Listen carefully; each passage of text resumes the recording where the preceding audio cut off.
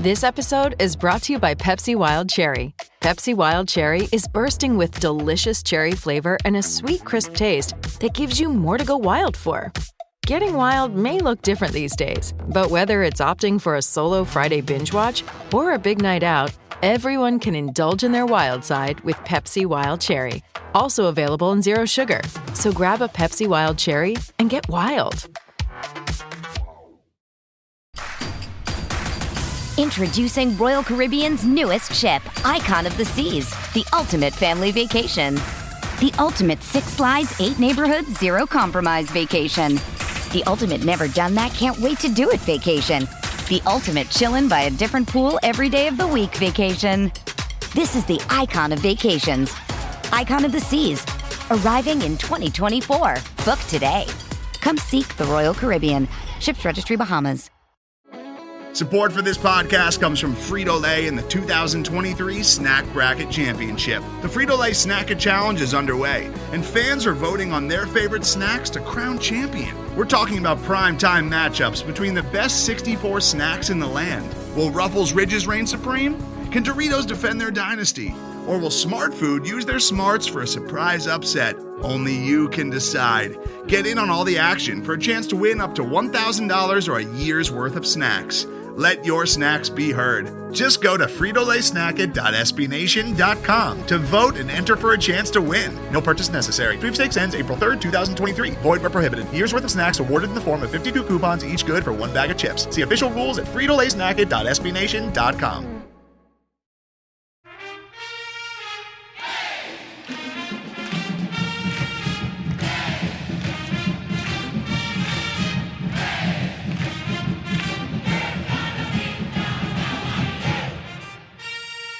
Hello, Duke fans, and welcome to episode 498 of the Duke Basketball Report podcast. It is Thursday, March 9th, 2023. The Pittsburgh Panthers are out of the ACC tournament, which means that Duke is in to the semifinals. They are playing Miami tomorrow. Duke has just finished walloping Pitt, 96-69, a highly satisfactory score to look at. I am your host for this episode. I am Sam Klein. I am joined only by Jason Evans today. We are going to talk about this game, and we are going to give you the briefest preview of Duke's rubber match against Miami, which is occurring tomorrow in Greensboro. Jason, how you doing? Oh, man. Oh, was that a fun afternoon? I will tell you that the only regret, the only thing that makes me at all sad about watching that game was I worry a little bit that Duke beat the snot out of Pitt so badly that we're going to hurt them in some of the efficiency metrics, and it may cost Pitt a bid to the NCAA tournament. I don't think it will. It shouldn't. But, man, did we beat the crap out of that Pittsburgh team. You know what? That's their problem. Yes. Well, but hey, hold on. Not an ACC thing. This is a Jeff Capel thing. Sure. And you know, I certainly hope that he does well, but if you know, Jeff Capel knows what he's going up against. He knows how to prepare his team. And you'd think he would. Didn't look at today. You know, I'm not going to blame him. The reality is sometimes your team just doesn't show up, and sometimes the other team shows out. That's what Duke did today. Is Duke peaking right now? So this is the question, Jason, that I want to ask you. So as I said, the final score, 96-69. Duke starters all only play like 25 minutes in this game. It's not competitive even before halftime. I didn't admittedly get to watch this one, so we need to play. Sam didn't watch, so he's going to look at the box score and ask Jason about exactly what happened. This is my favorite game.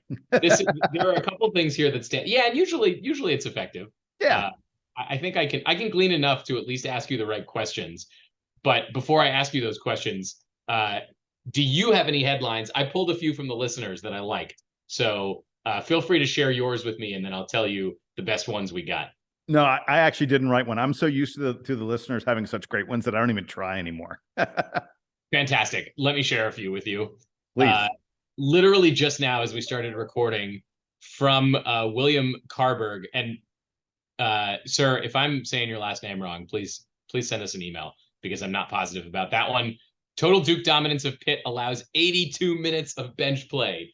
Is this the best statistic from this game? 82 minutes of bench play? Wow, that really might be. I love that he pointed that out. I mean, in theory, we certainly hope that Duke is embarking on the first of 3 games in 3 days, and being able to have such a relaxing affair where our bench, takes up a bunch of the minutes because the starters didn't need to play for the final 10 minutes of the game. Yeah, that's a really good thing. That good call on his part. I like it. We got a couple from Jared Strauss, who is usually prolific in this category. The ones that I liked the most from him, I pity the fools. And he That's also good. submitted one that is going to lead me to a question that I need to ask you, which is, player actually called for flagrant foul after hitting Duke guy in face. Yeah. There were a couple flagrants. There was a flagrant that happened when Jalen Blakes was going up for a layup. He got hit in the face, and there was another one. Oh my gosh, I can't believe. I'm just blanking on who it was. Was it Flip? It might have been Filipowski. I can't remember now. But yeah, there were a couple of He flagrants. is good at drawing fouls. Whether or not they get called is another question. I got from Tom Wildermuth. This one is pretty self-explanatory with the stats, which is Duke splashes down in Greensboro. He asked us, did someone take the rims from Cameron and install them at the Coliseum? Yeah. So the answer to that question is, I don't even think the rims at Cameron would have been this effective. Duke basically hit our 3-pointers at a 50% rate in this game.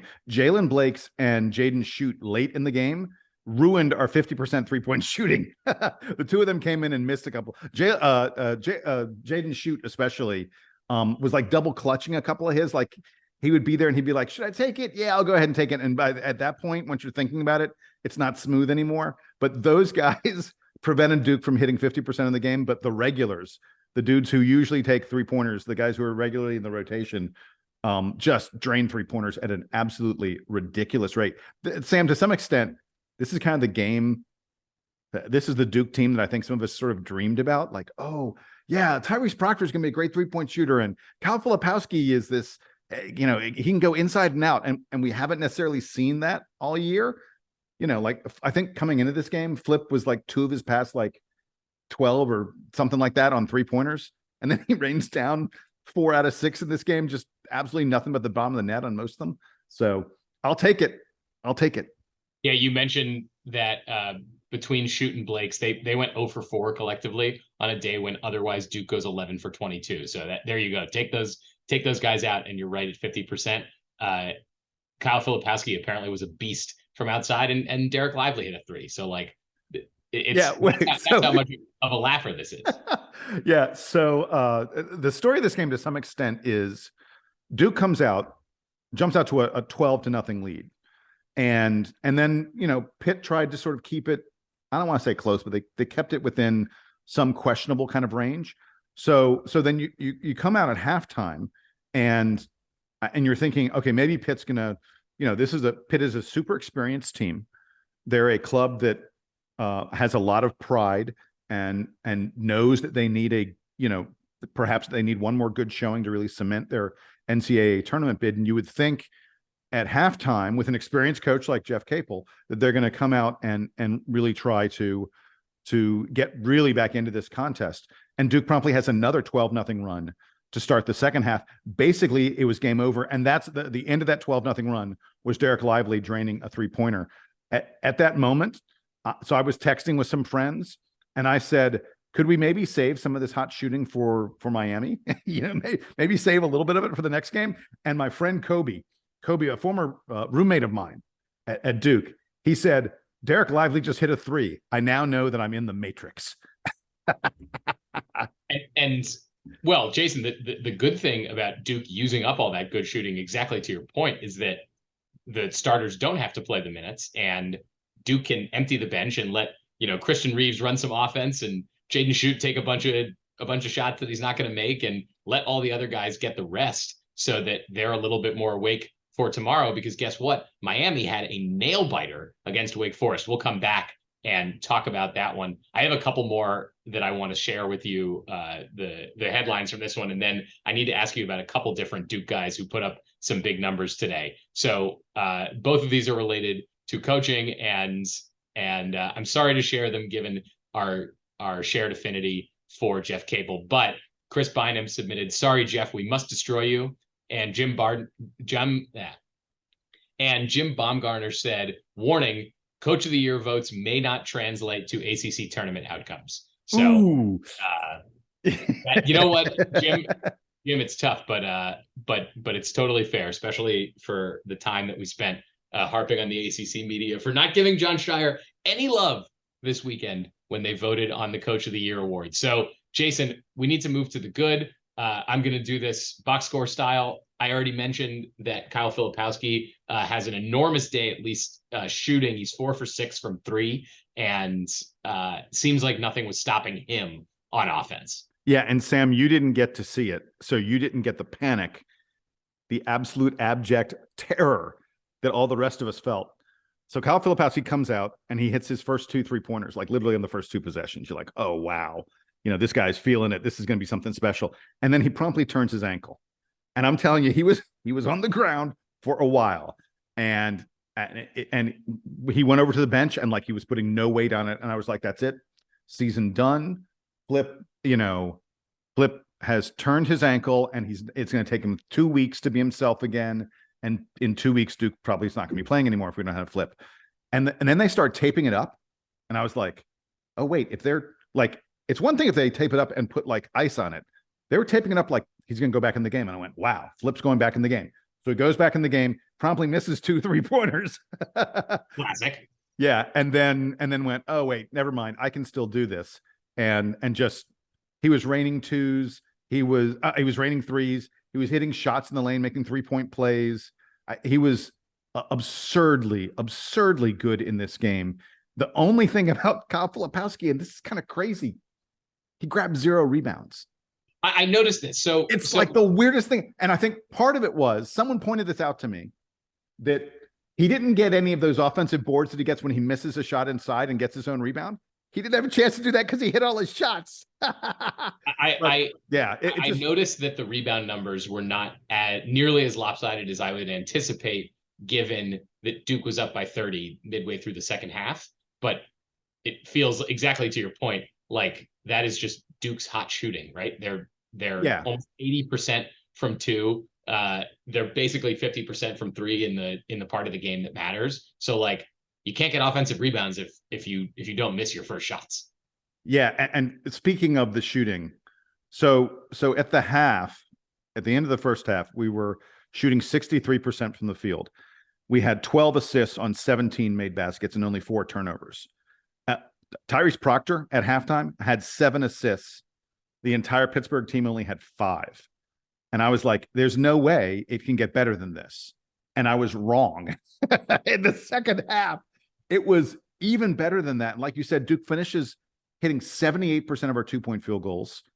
We have 27 assists on 36 made buckets. That's an assist rate of 75%. That's unheard of. Maybe against a team like Syracuse, it's packed back in a zone and where you're passing around the perimeter and getting shots that way. Maybe sometimes like that, you'll get a 75% assist percentage, but to do it against, a more normal defense like Pittsburgh is crazy. And the turnovers, I want to mention. So I said we had 4 turnovers in the first half. We end this game with 8 turnovers, but Christian Reeves had 1 and Jalen Blakes had 1 during garbage time. The Duke's regular, 8-man rotation only had 6 turnovers in this game. That's just an absurd number. Our ball handling, our ball movement, the shots we got. Yeah, we were hitting at a huge percentage, but it was because we were getting great shot. Like guys weren't taking shots that I don't think there was a single shot anyone took that I was like, I'm not so sure. That's not a good shot. Every shot felt like a good shot, felt like the right shot to take. And Tyreese Proctor ends with a double-double, 10 assists for him. And I haven't been able to, we're recording this so soon after the end of the game that I haven't been able to check to see. I'm trying to remember if Tyreese Proctor had 10 assists in a game earlier this year, but man, I don't believe he has. He was incredible. There were a couple plays that he had that were just outrageous, just outrageously good assists. When we get to favorite play, I will be talking about a couple Tyreese Proctor assists. You skipped straight to Tyreese Proctor without allowing me to make the transition intro question that I was going to ask you, which is, if Kyle Filipowski was participating in a 3-point shooting contest today, then I guess Tyreese Proctor was the rack. I love it. That's very clever. So I like thank that, you. Sam. Thank you for not giving me the opportunity to say something dumb like that.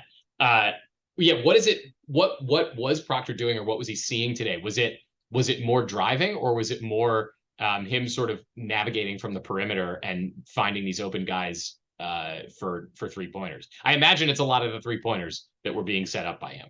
I mean, yeah, it was a little bit of both. I mean, the plays that really stood out to me are the plays that he made where he penetrated into the lane, or where he made passes from the perimeter down into the post. There, again, I'm giving away my favorite play, but there are a couple plays that he had to Derek Lively in the first half that I was just like, that just dropping kind of passing. This was very much, I think, the Tyreese Proctor that we, when we watched the highlights of him in Australia, you were like, ooh, this is the guy we're going to get. And we haven't, for the most part, seen him most of this year, but he looked completely in control. And he was able to set up the Duke guys with the shots they wanted. Look, this is a team that, we're now, I need to look at our record. We're getting close to 30 games into the schedule, probably 30 games into the schedule at this point. And they know each other. And you can tell they know where they want to get the ball and where the best places are. Jason Duke is 24-8, and John Shire continues to build his record-setting season in terms of wins for a first-year Duke head coach. So 32 games into the year. It's really. And look, I can't comment specifically on how they look today, but I can tell just from these numbers, and I can also tell you from the last couple of weeks against some other either tournament bound or borderline tournament bound teams in UNC, NC State, and Virginia Tech-ish kind of fell off there, but they, at least we know that they were competitive this year. Duke has demonstrated a ton of development, particularly on offense, and it seems like a lot of that shows today. Pittsburgh is not the greatest defensive team in the conference. They're fairly middling in that regard, but feels good that Duke can just walk in and be like, no, we're not even going to let mediocre defensive team hang around with this Duke team that we know has struggled to score this year and has struggled to pass the ball. So Tyreese Proctor gets 10 assists in 22 minutes. I'll take that any day. Yeah, and we've spoken so much about the offense. I do want to mention the defense. I thought Duke did a great job of contesting everything Pittsburgh went after. Pitt really, there are very few guys in this Pitt team who had a good day offensively. And, against, Jamarius Burton and Blake Hinson, these guys are, Nelly Cummings, these guys are very, very experienced ball players. Nike Sabandi's the one guy I thought for Pitt who really played well in this game. But most of the other Pitt guys were absolutely frustrated by the intense defense. I saw Jeremy Roach especially was playing really, really hard defense in the first half. This Duke team plays D at a level that allows them to stay close to teams when they aren't playing well on offense. And that's been what Duke has done for the most part this back half of the season. Really, it's since the emergence of Derek Lively late January, early February, we've been a team that's like, okay, we're going to beat you because it's really, really hard to score on us. Well, occasionally, we do have enough offensive talent that occasionally you have a game like this where Duke plays really well at offense too, and the result is you beat the absolute stink out of someone in a way that, frankly, Duke hasn't all year long. Jason, can we talk about the bad for a minute? I'm not sure exactly where to start here. But tell me what bad you want to take away from this one. Okay, so like I said earlier, Jaden Schutt missed all his 3-pointers. Look, this is my bad. Look, Jaden Schutt missed all 3 of his 3-pointers. Stanley Hubbard had a chance to get into the ACC tournament score. Oh my God, Stanley Hubbard made the bad today. That's a terrible. He missed his shot. He had a shot. He had a chance to get into the scorebook to score. His name, by the way, is Spencer Hubbard. Stanley Borden is a different guy. Spencer Hubbard. I'm so sorry. Yeah, Spencer Borden unfortunately didn't make it in the game. That's Stanley Borden. Yeah, whatever. You know who I'm talking about. One of them's very tall and one of them's very not tall. Right. Totally different players. If I have to pretend like there's some bad, I'll say that Duke got pretty lucky in this game. I mean, at one point, like at the 16-minute mark of the second half, Kyle Filipowski went in the lane.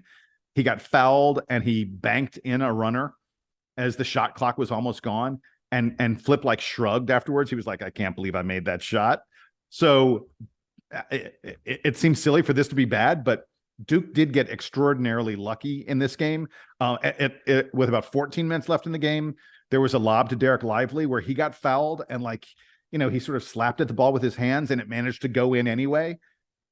It felt at times almost like a season full of bad luck was being balanced out in one game, because there were just a number of plays where you were like, well, that ball probably shouldn't have gone in, but it did. And, good on Duke. I sure hope we can continue to do that, but some of these I think are not repeatable situations. Yeah, I mean, look, Duke probably isn't going to score 96 points again for the rest of the season unless they perform really well in the rest of the ACC tournament and get matched up with like a bad team in the first round of the NCAA tournament. But this is probably the high mark for Duke in terms of points scored this year. So even if it comes down from here, Duke can still win games if they don't score 96. Yeah. Frankly, I'm done with the bad. I don't know. There's no bad in this game. I thought the bad was going to be that Kyle Filipowski turned his ankle, but he came back and he was perfectly fine. So there's literally no bad that I have from this game. I do want to mention one more thing that I think could be significant coming out of this game. With about 8 minutes left, with Duke up 32 or 34 points, something like that, there was a moment that I went, oh, wait. And it was Drake Whitehead got the ball on the wing and drove hard to the basket and laid it in with some really nice touch with the entire Pitt defense coming over to try and stop him. It was, for that very brief moment, it was the Drake Whitehead that I think we all thought we were getting this year. Now, I'm not ready to say yet, Drake's back. I'm not ready to say yet that this guy is the player that was the number 1, number 2 player in the class, the guy who all three of us expected to lead the team in scoring.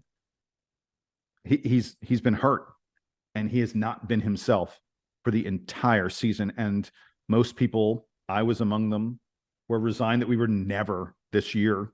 We were never going to see the Drake Whitehead that we saw in the high school all-star games and on the high school AAU circuit, and the Drake Whitehead that was promised. Well, when he made that move, I was like, that's it. That's the guy that I thought we were getting. I don't know that he's ready to do that on a regular basis, but man, if he's even a little bit of that, it elevates this Duke team. There's no question about it. Jason, give me a play of the game. I know you teased it earlier. Yeah. So my favorite play was 2 plays. They didn't come back to back, but they were so close together that I'm going to loop them in together. It was with about 4 minutes left in the first half. And as I teased, it's a Tyreese Proctor assist. So Tyreese Proctor was dribbling out around the top of the circle. He got double teamed and he got tripped. Frankly, the referees could have easily called a foul. He got tripped. He's down on his knees, but he's still dribbling. And he somehow fired a one-handed pass to Derek Lively, who actually, rather than dunking it, Lively made like a nice layup out of it. I was just like, wow. It looked so great because Proctor was like on his knees and then suddenly he was whipping the ball to Lively. It was such a great play. And as I'm on my computer taking notes, as I'm noting this, I look up and it's a few seconds later and Proctor has gone into the lane and he does this behind the back of it. He does like a pass behind the back of a Pittsburgh player that this time Derek Lively dunked it. It was just 2 sick passing displays by Tyreese Proctor. He really sees the game at an advanced level. I can't believe he's 18. I can't believe he should still be in high school. It's kind of ridiculous. But yeah, those 2 passes to me were very, very advanced. And Derek Lively was like, yeah, thanks, man, because he got 2 easy buckets out of it. Just super impressive plays by Tyreese. Can't wait for NBA scouts to get a hold of that tape from today. No, we need to burn today's tape. Because Kyle Filipowski was hitting all his 3-pointers, and Tyreese Proctor looked unbelievable, and Mark Mitchell was going aggressively. Mark Mitchell had a yam at one point. Mark Mitchell was going aggressively to the basket. By the way, Jacob Granderson had a yam. Jacob Granderson slammed the ball in some dude's face. I was like, what is this? It was crazy. So, yeah, we need to burn this tape so the NBA never sees it. Jason, let's take a quick break. And on the other side, we're going to spend a few minutes talking about Miami, who, as I mentioned, had a little bit of a tougher time today with Wake than Duke did with Pitt. But that does not mean by any means that tomorrow will be a cakewalk for the Blue Devils. Stick around.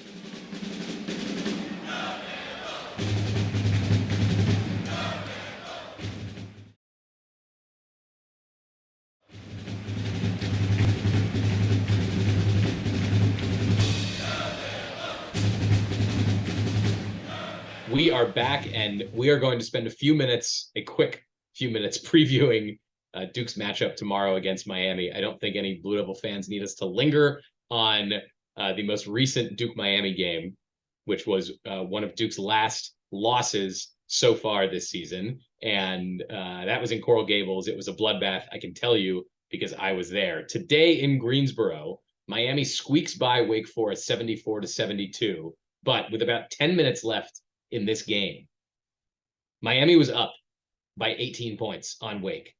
And the metrics would tell you that Miami was, basically guaranteed to win this game. And then Wake just slowly whittled down that lead over the course of the last 5-6 minutes of the game, to the point where Wake had a shot in the last minute to tie this game back up. And Miami, Wake had a shot to win it. It was a half-court heave, but they were down 2, and they took a half-court shot. And by the way, at the end of the first half, Wake took a half-court shot that went in, but it was released literally maybe 0.2 of a second after the clock had expired, so it didn't count.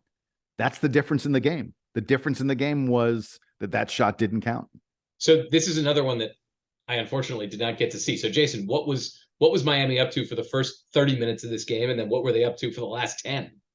I mean, what Miami was up to is what they're usually up to, which is that their guards are incredibly effective at penetrating and getting into the lane and getting the shots that they want. And Norchad Omier, who has really turned into one of the better big men in the ACC, even though he's not that big. I mean, he's I think he's 6'7", but he's close to 250. But he was excellent in this game. He was blocking shots. He was getting, he had double-digit rebounds. To me, it was Omier inside, Jordan Miller doing his usual Jordan Miller stuff, doing a little bit of everything. That guy's turned into an incredible player. Jordan Miller finishes with 18 points, 9 rebounds, 5 assists in this game.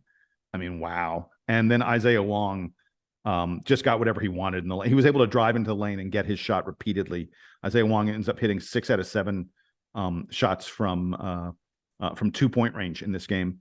And as a result, Miami coasted out to a pretty big lead. They were able to hold on to, even though Wake Forest really came storming back. I was worried when Miami was getting that big lead that they were going to be able to rest all their starters a lot. Instead, Jordan Miller ends up playing 38 minutes. Isaiah Wong plays 34. They basically, the 8 guys in Miami's rotation were not able to get, as much rest as they would have hoped for in a game that looked like they were going to win going away. But this is a really good Miami team, and I'm sure they sat around after their close game and watched Duke just lay the stank all over Pitt, and they're probably a little worried about it. Look, I hope that's the case, because I would love nothing more than for Duke to march themselves back to the ACC tournament final through Miami, who dished out one of Duke's worst losses this season, and a team that is, regardless of what happens here, definitely NCAA tournament bound, one of the best teams in the conference this year. So it would be a huge notch for Duke to get a victory over Miami in the semifinals. Yeah, I would say that right now, most people would project probably that Miami is on the 4 seed line and that Duke's probably on the 5 seed line, 5, maybe 6. I think that it's fairly likely, because the NCAA selection committee they like to get stuff in place as early as they possibly can. I won't be at all surprised if the winner of this Duke Miami game, they just sort of go, okay, plug them in on the 4 line and let's be done with it. And then let's not really, we don't need to worry about, and the other one, the loser maybe sits on the 5 line, and that they go, okay, we don't need to worry about those 2 teams now. And they can worry about other, worry about the bubble and worry about other stuff like that. I know it's sort of early because the game will be on a Friday, and you go, well, they've got all the way till Sunday, but believe me, the selection process is a bear for the NCAA selection committee. And I really think there's a strong chance they're going to look at this Duke Miami winner and just say that team is the highest seed in the ACC, and the rest of it we'll worry about later on. I at this point, looking at the metrics, I would be surprised if Duke ends up with a 4 seed. Across KenPom, Torvik, and the net, Duke is no better than like 24th in the country right now, which tells you that they're a 6. So I'll guess that I think you're right, except Duke winning tomorrow against Miami makes Duke a 5 seed, and Duke losing probably leaves Duke in the 6 seed category, or a 7 if I think we're off the set. I mean, maybe if we get blown out by Miami, maybe, but after what we did to Pittsburgh today, I think we have to be on the 6, and I have a hard time seeing us dropping below that again, unless Miami just, puts a hurt on us the same way Pitt did today. We will leave it there. Stay in touch with us, dbrpodcast@gmail.com. We will be back, I don't know, I guess sometime after that Miami game, because if Duke's playing in the ACC championship, we have to talk about it. So we'll be back again very soon. For Jason Evans, I'm Sam Klein. Donald's not here. I'm sure he'll be back soon. This has been episode 498 of the Duke Basketball Report podcast. Duke Band, take us home.